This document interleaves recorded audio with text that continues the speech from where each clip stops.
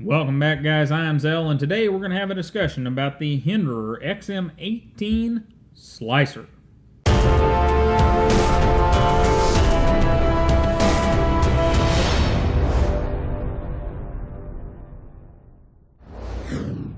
Alright, so I said discussion, and we're going to go through this kind of like a regular review, but this will be more of a discussion video than a regular review video, because, well, we'll see as we go along.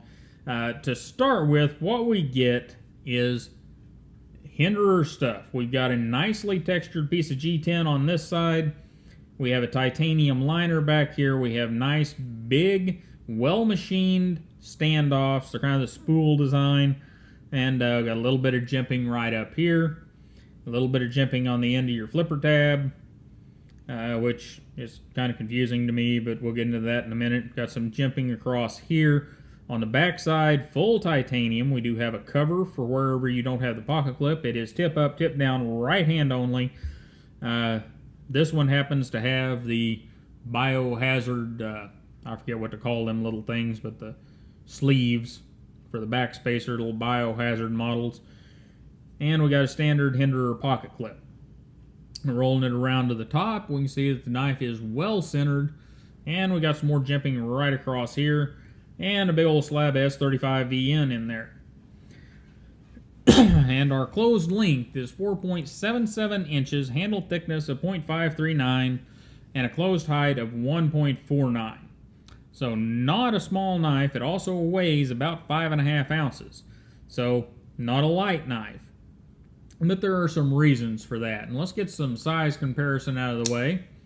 And we just did this code 4. I don't know if the video's out yet or the video coming in the future, whatever. It's code 4. And we're kind of close in size here. The code 4, of course, has a bit longer handle and weighs a fair amount less. But it doesn't have that forward finger choil, and that's kind of important. We've got a Rat Model 1, which is very much a similar size. Also has a longer handle, but about the same blade. And we'll get our small knives out here. We've got an SE Zancudo and a Delica. And of course, it's much bigger than either one of those knives. And since we have the blade out, we'll get a look at that. And this is a young rat trying to get extra screen time. And code 4 is doing that too. It is a slab of S35VN in the slicer grind with the working finish. And it's flat ground, got a bit of a swedge right up here, and all the edges are fairly soft on this knife. So, you know, that's pretty nice. We've got a big forward finger choil, and like I said, that working finish. Now, you see that big wide secondary bevel? This knife is not very thin behind the edge. That is about an 18 degree, if I remember right, secondary bevel, and that's how wide it comes out. So they say slicer grind, I say chopper grind. You know, but that's part of the Hinderer thing. You're not going to get a super thin behind the edge knife because that's not what they're designed for.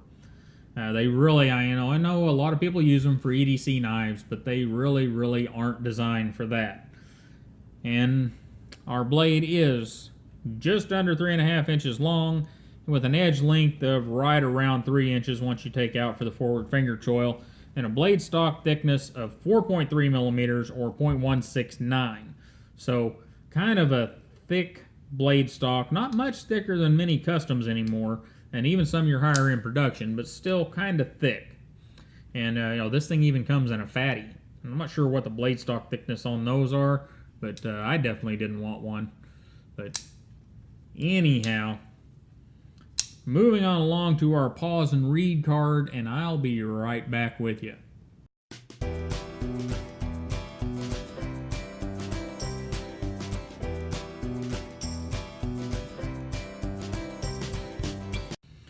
Alright, mechanically, there's a little bit to talk about here. Hinderer makes their own fasteners. The way it was put to me whenever I read some stuff on Hinderer and talked to some people, is raw materials go in one end and finished knives go out the other end. What happens in between is Hinderer makes all their own stuff. Now, that has been a couple of years ago. I don't know if that is completely true at this point, and I believe, and you Hinderer guys can correct me if I'm wrong, I believe this is a third generation XM-18. I've never looked deeply into how to tell the difference.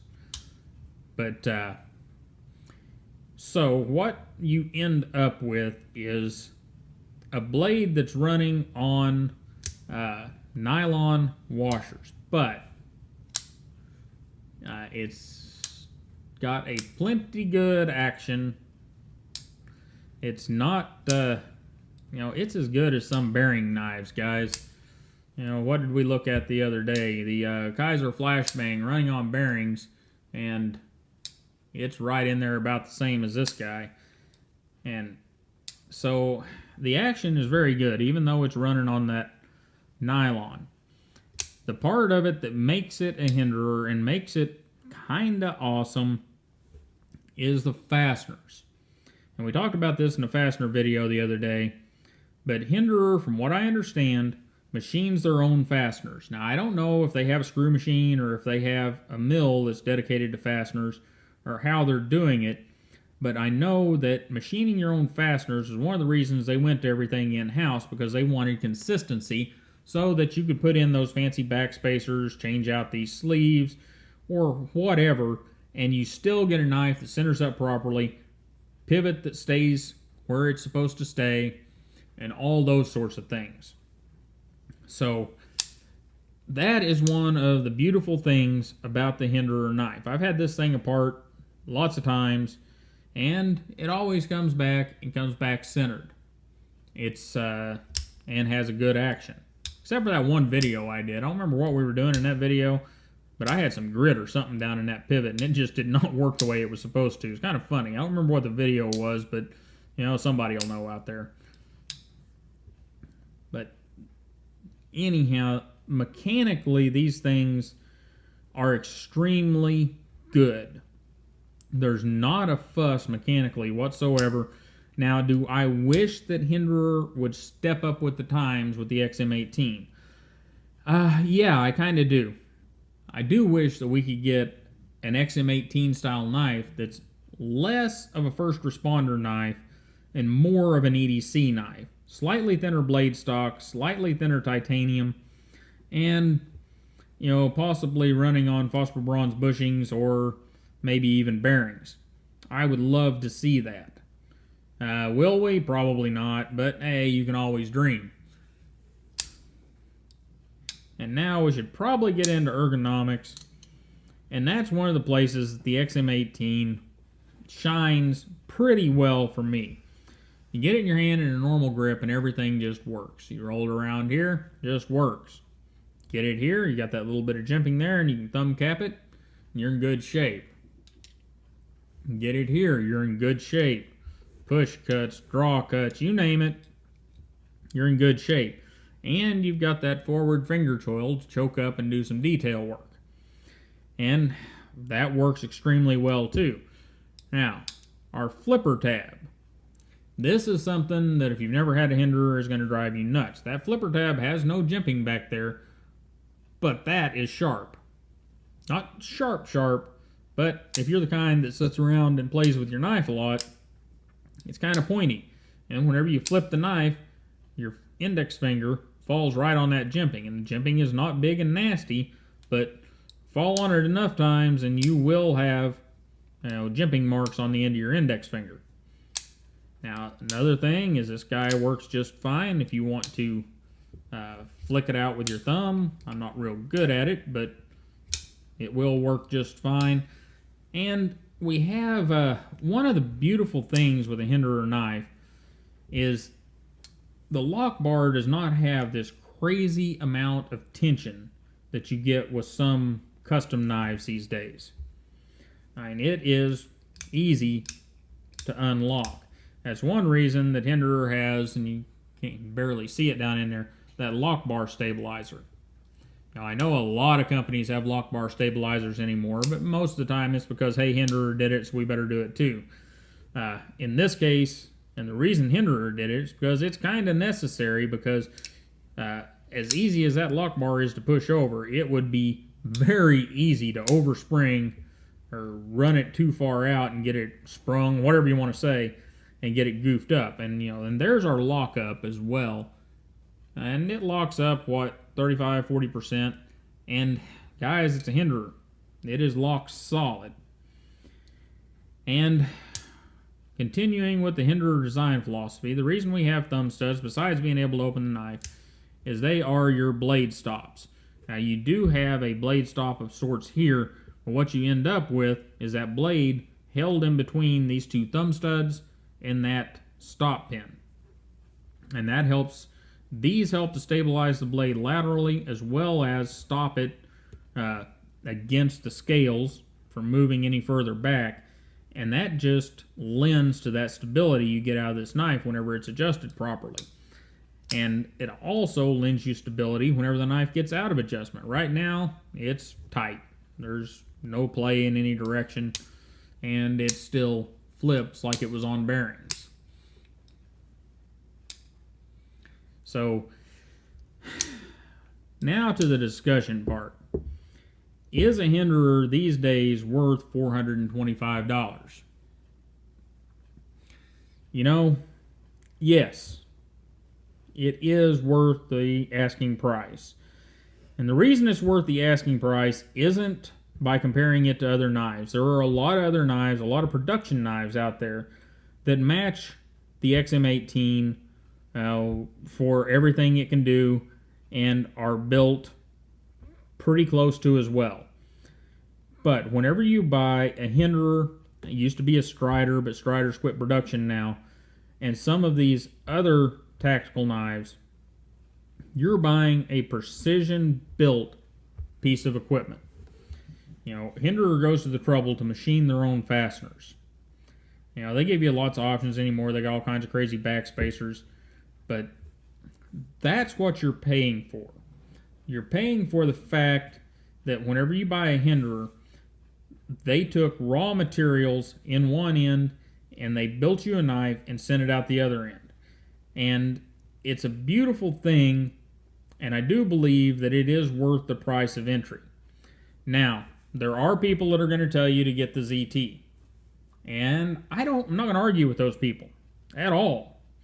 The ZT for an everyday carry knife, especially, was it 562, the slicer model, is a better EDC knife than this XM-18. And, it's running on bearings. It's got a thinner grind on it. I don't remember right, but it probably has thinner blade stock. It's probably lighter. You can get it at a considerable amount cheaper with a carbon fiber scale on it. It is a better EDC knife than the XM-18 and just about every metric. Now, on the other hand, if you are really going out and you are a first responder, or you're actually going to put the knife to very hard use, the XM-18 will edge out the Hinderer or the ZT by a bit. However, you got to make up your own mind here. For me, I wanted to have an XM-18. I kind of wanted to have a Strider too, but Strider quit production and now I won't be able to afford one because they're going to be crazy priced. But it's amazing to me that with the modern machinery that Rick's using and the care and time they put into these knives, that we're running on nylon bushings and we have an action that works like that. That is just a beautiful thing. And tell me what you guys think. I know a lot of you are going to go $425 or more. Hell no. And that's fine. There's a lot of people that won't even spend the, $180 or $200 for the ZT model, and that's fine as well. There's also the Kershaw models. Now, I'm not a huge fan of those anymore. I've had too many issues with the Cryo and the Cryo 2. My boys had a Cryo 2, and it was just a ball of issues. and I've got a Cryo, or he had a Cryo 1. I've got a Cryo 2 and a Cryo G10, and I just haven't carried them enough to really know how good or bad they are. They just don't give you that inspired confidence that the ZT model or the actual XM-18 do.